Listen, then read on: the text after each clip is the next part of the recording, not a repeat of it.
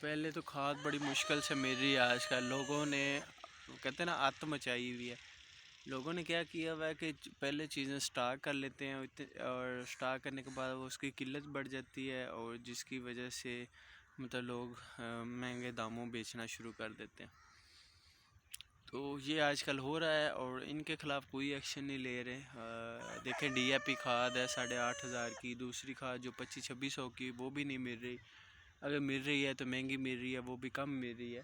تو ایک کسان ہے وہ اتنی محنت کرتا ہے، کھاد ڈالتا، سپرے، بیج، پانی، تیل مہنگا، ہر چیز مہنگا ہونے کے باوجود بھی کسان اگر اپنی فصل کاشت کر رہا ہے تو اس کو کیا ریلیف دے رہے ہیں؟ کچھ بھی نہیں نا دے رہے.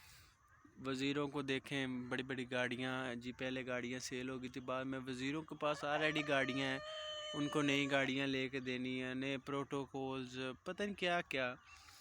تو جہاں سے آپ کھا رہے ہو کسانوں کو، جو غریب طبقہ ہے ان کو کیا ریلیف دے رہے ہو؟ کچھ بھی نہیں نہ دے رہے. اب کسان ہے، اس ٹائم میں نے یہ دیکھا تھا کہ دھان کی فصل لوگوں نے اتنی زیادہ محنت کی اس پہ. گندم کا ریٹ 1800 تھا اور دھان کی فصل پہ 10 گنا نہیں، 60 70 80 گنا زیادہ محنت ہوتی ہے.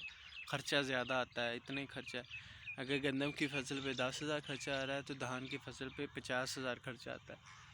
تو یہ ہے کہ کیا ہوا جب اس کو مطلب لوگوں نے اس کی ہارویسٹنگ کی اور ریٹ کیا نکلا 17 18 1900.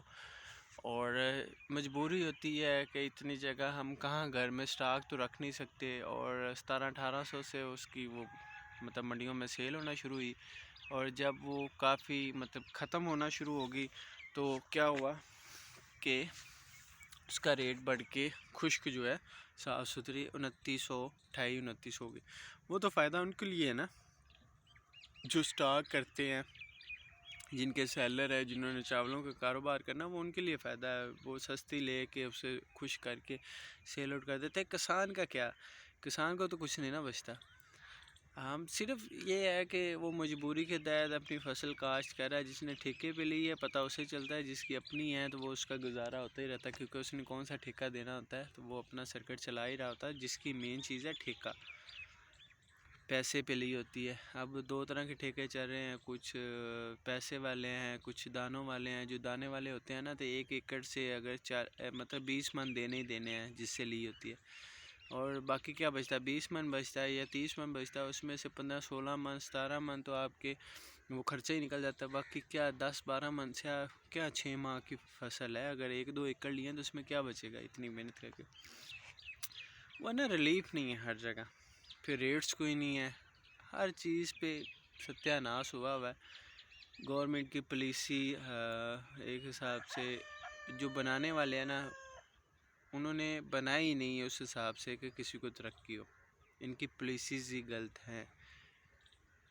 روز کوئی نہ کوئی فنڈ کا، روز کوئی نہ کوئی نئی تنظیم بنا دیتے ہیں، کوئی نئی چیز شروع کر دیتے ہیں. پہلے آلریڈی جو چل رہی ہیں ان کو ٹھیک کریں.